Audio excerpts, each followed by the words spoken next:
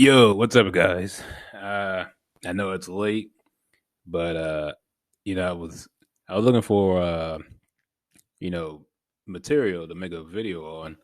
So I went to ESPN.com and I went to the college football tab, and this was one of the more recent stories that came out.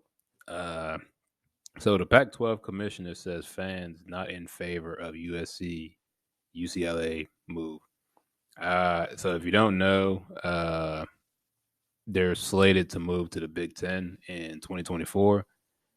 Um, but yeah, I understand why the fans don't want to move. I mean, USC and UCLA, not only are they rivals, but they're a big staple in the Pac-12. Pac, Pac it used to be called the Pac-10. It's the Pac-12 now, but it's the same conference. But anyway, yeah, man, so many so many classic moments, so many so many awesome players, Hall of Fame level players, college and pros. I mean, just a lot of tradition with these two schools. And there's one thing I never liked about the conference realignment. It destroys a lot of the not only just the rivalry, but it just destroys so much of the I don't know, just the history. Like, you can't destroy history, but like it's going to take so long to start new rivalries and you know um, get people to, actually respect the teams that are in the conference. Um, you see what it is like in the Big 12. Like the Big 12 is just now, starting to, really kind of come together as a conference, even though Texas and Oklahoma State, Texas and Oklahoma, I think they're moving to the SEC. So that's really going to gut the conference. So essentially, the Big 12 could essentially become like the Big Eight, which if you don't know, the Big Eight was an old conference back in the day. That's basically where the Big 12 started. It was like SMU, like Baylor, Texas, Oklahoma, things like Nebraska, Missouri. I'm missing a couple other teams, but yeah, that's essentially the origin of the Big 12. Uh, So anyway, I'll just give a little history backstory. So let me go ahead and get into this article by Myron Metcalf, ESPN staff writer. USC's and UCLA's upcoming move to the Big Ten has not been popular with their supporters, according to Pac-12 Commissioner George Key Keelikov. I think I said that right. Both UCLA and UCLA will become full members of the Big Ten in 2024 after an offseason move that changed the structure of college sports. During Pac-12 basketball media day on Wednesday, Kleov said he's spoken to more than 100 people connected to both programs, including players and coaches, and the consensus has been against the move to the Big Ten. Yeah, I don't. It doesn't make sense. Like especially like regional wise, it doesn't make sense. You got two schools in California. Basically, they're playing. Basically, they'll have to go to the to schools in the basically in the Midwest, and you got a couple teams like Maryland and Rutgers who are like they're in the East Coast basically. That's New York and Maryland, or New Jersey and Maryland. But yeah, that's a lot of travel. That doesn't make sense logistically. And then it's like there's no connection with any of these teams. That's what I'm saying. It's going to happen, but it's going to take so many years to get this acclimated and to get these to build these traditions and build up new rivalries again. Because that's the whole point of a conference is that's the bulk of your rivals. Unless you're like a Notre Dame, who has like they have rivals in like pretty much every conference. It seems. I think saying hundreds would be an exaggeration. Dozens, more than 100. And I have yet to talk to anyone in the UCLA and USC community who's in favor of the move. I would say that I probably hear from folks who are not in favor, not surprisingly. Yeah. Uh, Kleofkoff's comments follow his continued promotion of the Pac-12 future without USC and UCLA, while also questioning the collective value of the change for the Trojans and Bruins. Last month, he sent a letter to the University of California system regions that stated UCLA's move to the Big Ten would create financial challenges for the Bruins. He reiterated those claims Wednesday without providing specific numbers. Um, I guess I can't really. I honestly can't say because I've heard different sources and different people talk about California. It's not in the greatest, especially in that's an LA school. So like I haven't heard a lot of good stuff coming out of LA in like the last couple years. So he may be right about the financial challenges. Plus the school UCLA has only been getting like a lot of recognition for the football program. Like very recently, like the basketball program's actually been like a top 25 school for like for a couple decades now. They've always been like, I mean, they're usually like the top school out of the the Pac-12 when it comes to basketball. But yeah, I'd have to look into this about the financial challenges. Um, okay, so according to reports, UCLA will reap an eight-figure gain annually when it joins the Big Ten. It's a money grab. So a lot of these conference realignments, so it's just money. Like I said, when Rutgers moved to the Big Ten, it made no sense. That school, their football program has been bad for years. They essentially moved to a harder conference. Um, that tell you that Missouri and Nebraska, when they move, it seemed like a lot of these schools when they move, the schools aren't at the peak of their like the peak of their football success. You know what I mean? The only team that actually pulled that off are like maybe like TCU and I'd say TCU, Utah, and West Virginia are the three schools that were actually still very successful when they moved conferences. We believe that between the travel and coaching salaries and some of the other expenses that you incur when you join the Big Ten, that the small delta in the Big Ten media wait when you join the Big Ten, that the small delta in the media rights deal will be more than offset. More will be more than offset, and we stand by those numbers. Kleoff Koff said that was a weird sentence structure. Maybe I didn't mean that right. Oregon's men's basketball coach Dana Altman said he's disappointed by USC and UCLA leaving the Pac-12, noting that the Los Angeles market has been important for recruiting and the league's overall prominence. Yeah, it's very true. This will hurt the. I mean, it's already bad enough. Like a lot of them California kids, especially in the Pac-12, they're either going to USC, uh, or like they're leaving the state. You know what I mean? Or they go to like Oregon or something like that. Um, yeah, I mean when they leave, I mean it'll essentially be a Oregon and Utah conference after 2024. There's no way to sugarcoat it. Altman said Wednesday, it's not good for our league, but we'll survive. We've got 10 good teams. It's our chance to improve. Right. So you'll be back to the Pac-12. I hope they just change the name again. Just go back to the Pac-10. That's what the league's been called for like 30 plus, 40 plus years.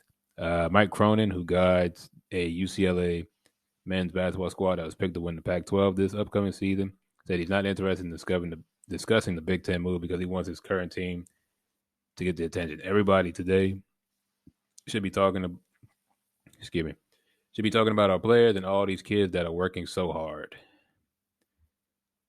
Yeah, no one's excited for this. I mean, I guess the school like administrators are happy about it, but they're getting a check. But like I said, I don't think USC hasn't been good. They're just now getting their feet back into it. UCLA hasn't been all that great. I don't see a whole lot happening into at least for UCLA. I mean, right now USC and UCLA are having pretty good seasons. I think they both only had one loss. Um, but I mean, it's going to be a different beast, man. Because now they'll have to go to Ohio State, Michigan, Penn State. Michigan State when they get back on their feet. Iowa is is as much as people clown Iowa for having no real offensive talent. They always have a good running game, a great offensive line. That'll be a challenge every year for them. And then some of the bottom teams like Northwestern's getting a little bit better, Maryland's getting better.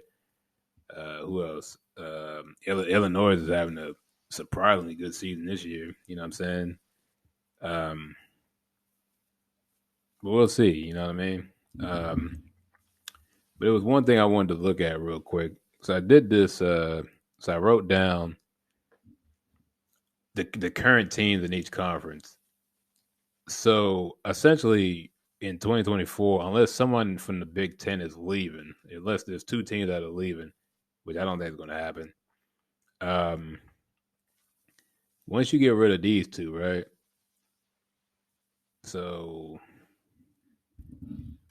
let's say this is 2024. Oops. USC and UCLA. Okay, so I add them two teams. So this is 2 years from now, 2024. I get rid of these teams. Oops. Uh, okay. Hold on. So let's for the sake of this. Okay. So right here. God dang it. All right, whatever. So anyway, you guys can clearly see it. Oh yeah, I forgot about Colorado. Colorado at the time when they were Colorado was bad when they joined. That was another cash grab, but I think 'cause at the time the Big 12 was falling apart, so they were like, let's get out while we can, get this paycheck. Um, it's they're still the same bad team. They haven't gotten better. Arizona's been bad for a while. Arizona State had a little bit of they had a little bit of a run with Herm. They just couldn't keep the momentum. Um, but yeah, so essentially this will look like in 2024. Um, like even right now, I'll say all the Big Ten schools are much better than for the most. If you go overall conference right now, if you take out USC and UCLA, is Oregon and Utah, and then that's pretty much it. The rest of the conference is like mediocre. So I guess this works for them. It worked for these two schools because I guess it'll make their road a little easier every year. Like I said, until these teams catch up again, like Stanford and Arizona State and Cal and Washington State. Um, I don't know. I've never. If you're gonna do conference realignment, it has to make sense. Like not just money wise, it has to make sense logistically. You got to be able to. I don't know. You got to be able to sell this stuff. Like it. I guess Colorado is. I guess that's closer to the West Coast. I guess than them playing in the Big 12, but it's not much. You know what I mean? Like at least all these schools right here, they're literally all on the West Coast border. Like they're all. It makes sense. You can this the traveling is very simple, other than Colorado. Um, I don't know, man. I mean, I understand the fans being upset. There's nothing you can do now. I mean, it's all it's pretty much set in stone. So we'll see. We'll have the rest of this year, next year, and then 2024. Was it the end of 2024? No, the end of 2024. So not next season, but the season after, there'll be um they're going to be Big Ten teams. Um, so this will actually make this the first 16 team conference. I would say in college football history. I think because I remember back in the day, the most a conference had was like 12 teams. Now but they're going to bump this up to 16, which is, I guess, it's good and bad. But the problem is it's going to become like the NFL, where there's a lot of schools you're not going to play because you only play 8 schools, so you're going to play basically the seven. It'd be the seven in your division, and then maybe one from I think that's how they do it. I think that's how they would make the schedule. I'm not too sure, but you would play a bulk of the teams in your division, and then you play like one or two in the other division. So depending on like scheduling, like you probably wouldn't play. You play someone like every other year, which I guess is goes back to the rivalry thing.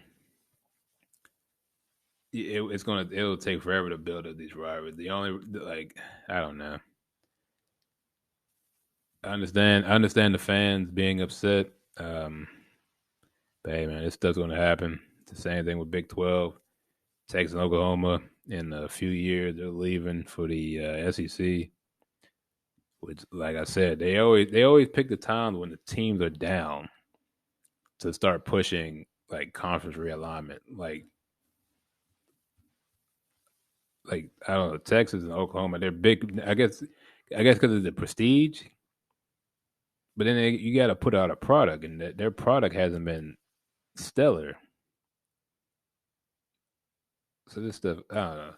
This stuff is all this stuff is all for money, man. At the end of the day, that's all this stuff is. It's a business. At the end of the day, contrary to what you believe, this stuff is just about making it.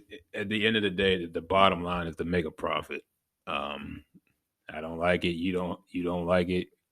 We can all disagree and not like it all we want, but we don't control what these commissioners, what the universities do, what the NCAA does.